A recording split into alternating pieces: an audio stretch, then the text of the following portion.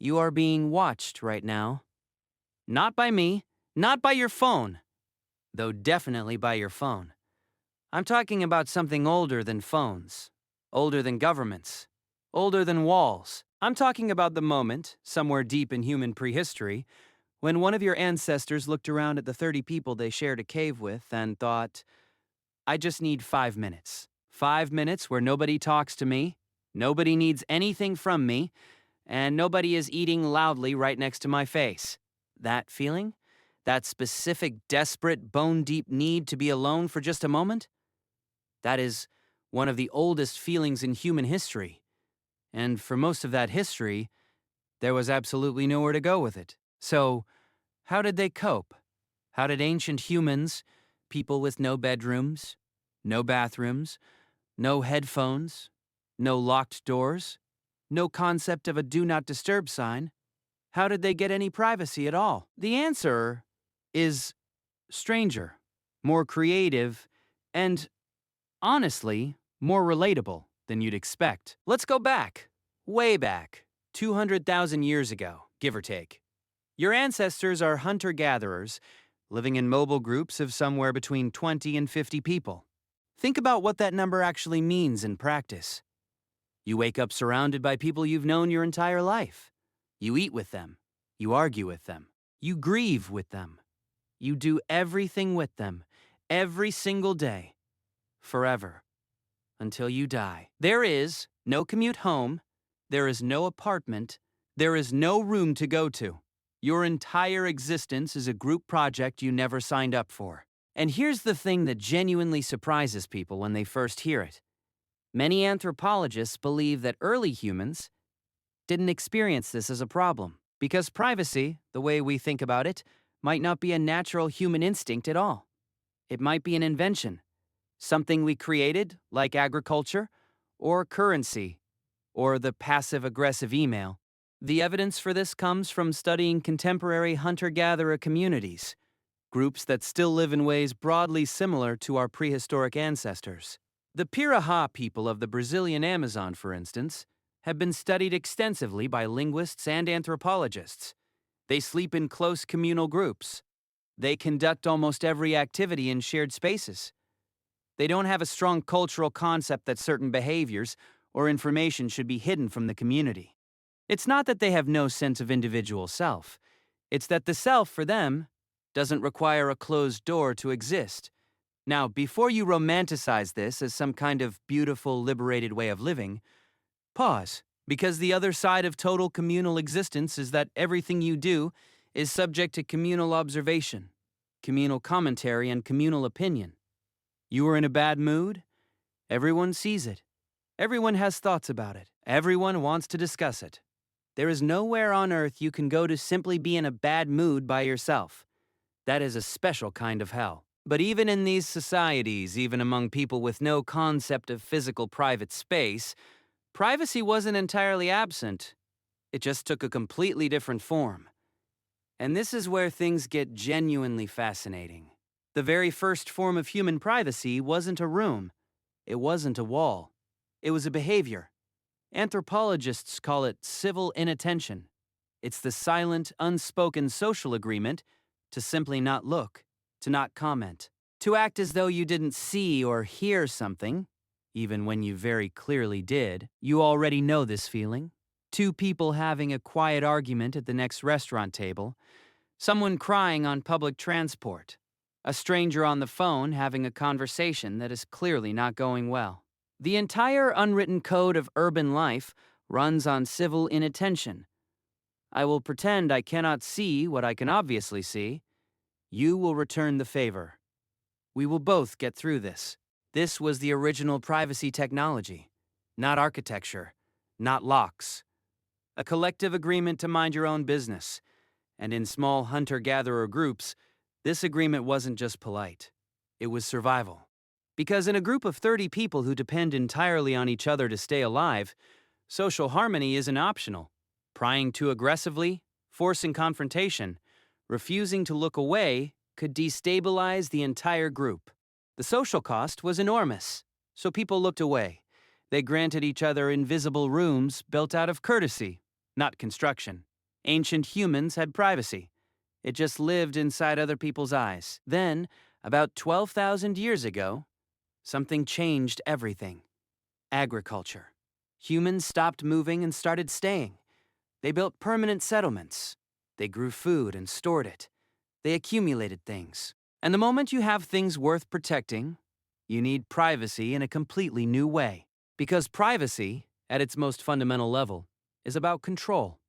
Control over your possessions, your information, your body, your choices. And you cannot have control if anyone can walk into your life at any moment. Property created the demand for private space.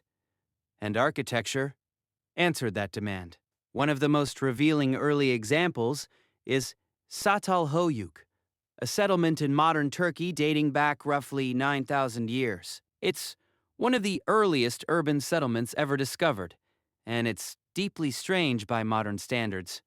The houses were packed so tightly together that there were essentially no streets.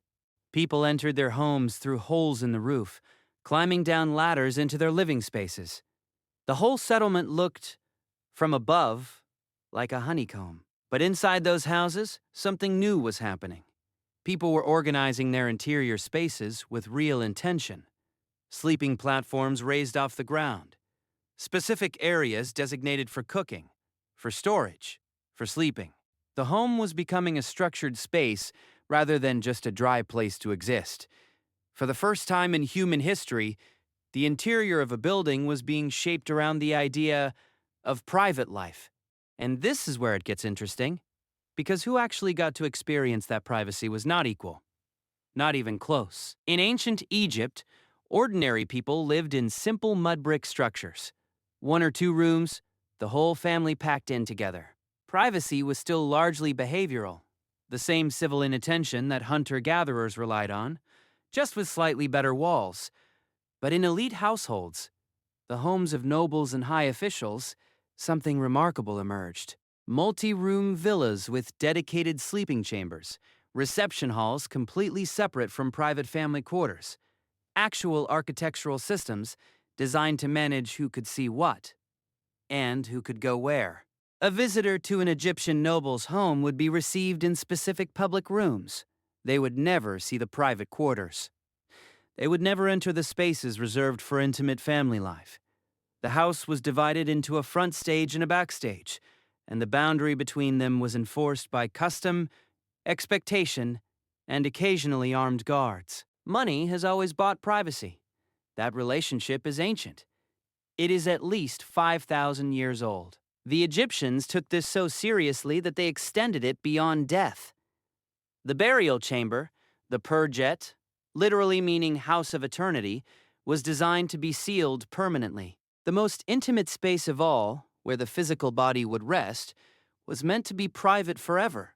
The ancient Egyptians wanted privacy so desperately that they tried to engineer it into the afterlife. Meanwhile, in Mesopotamia, in the cities of ancient Iraq, the problem of privacy was becoming a legal matter. By around 1754 BCE, the Code of Hammurabi contained specific laws about property boundaries, about entering someone's home without permission, about the protection of domestic space from intrusion. Breaking into a house was already a serious crime nearly 4,000 years ago. The penalty, if you're curious, was execution at the point of entry. They would kill you and bury you in the wall of the house you tried to break into. Ancient Babylon was not interested in nuanced conversations about personal boundaries. But perhaps the most psychologically sophisticated ancient thinking about privacy came from a place that rarely gets credit for it. Ancient China, during the Zhou dynasty, roughly 1,000 to 200 BCE. Confucian philosophy developed something genuinely remarkable, a detailed framework for understanding the relationship between your public self and your private self, and why both matter. The concept of lie, ritual propriety, prescribed exactly how a person should behave in every public context.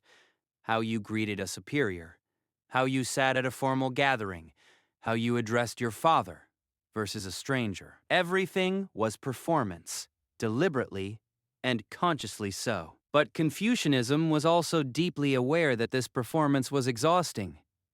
that behind every public role was a private person who needed space to simply exist without performing. The private home was protected precisely because authenticity requires privacy. You cannot be your actual self in public. Performance and authenticity are in fundamental tension. Private space is where the real human being lives. That is not a modern psychological insight. That is a 2,500-year-old Chinese philosophical one. And it is completely correct. The Romans took all of this and built an entire architecture around it. Elite Roman homes were physically designed to manage the boundary between public and private with extraordinary precision. The front of the house, the atrium and tablinum, were semi-public. Clients came here. Business was conducted to the world. But further back, past invisible but very real social thresholds, were the private quarters. The bedroom, the intimate dining room, the private garden. These spaces were not for visitors. They were for family, for trusted friends, for the version of yourself that was not performing for an audience. The Romans even codified this in law. Domus sua quaeque est tutissimum refugium. Every person's home is their safest refuge, a principle that predates the English, a man's home is his castle, by over 1,000 years. And yet, even with all of this, even with architectural systems and legal protections and philosophical frameworks, ancient peoples still faced a version of the privacy problem that no wall could fully solve. The problem of the inner life. Because physical privacy, a closed door, a separate room, is one thing. But mental privacy, the private self, the thoughts and feelings and doubts that you would never say out loud to anyone, how do you protect those? Ancient humans found an answer. Written letters not meant for other eyes, personal prayers addressed only to individual deities. Private journals, these were technologies of inner privacy. They created sealed rooms inside language itself, spaces where the self could be honest in ways that public performance never permitted. Cicero, one of the most publicly confident men in Roman history, wrote letters to his friend Atticus that he explicitly said were for no other eyes. In those letters, the great orator was consumed by anxiety, grief, and self-doubt. The private Cicero and the public Cicero were almost unrecognizable as the same person. He needed a space where the performance could stop. He found it in words, on a page. So here's what all of this tells us. The need for privacy is not a modern invention. It is not a product of smartphones or social media or open-plan offices. It is ancient, fundamental, and remarkably consistent across every human culture that has ever existed. What changes is not the need. What changes is the solution. Hunter-gatherers built privacy out of collective courtesy. Early farmers built it into the architecture of their homes. Ancient Egyptians built it into their tombs. Mesopotamians wrote it into law. Chinese philosophers built it into social philosophy. Romans built it into both law and stone. Every single human civilization, in every corner of the world, across thousands of years, independently arrived at the same conclusion. People need space that belongs to them. Space where they are not being observed, not being judged, not being required to perform. Space where they can simply be. The ancient human standing in a cave, surrounded by 30 people, desperately needing 5 minutes alone, they found those 5 minutes. They always found them somehow.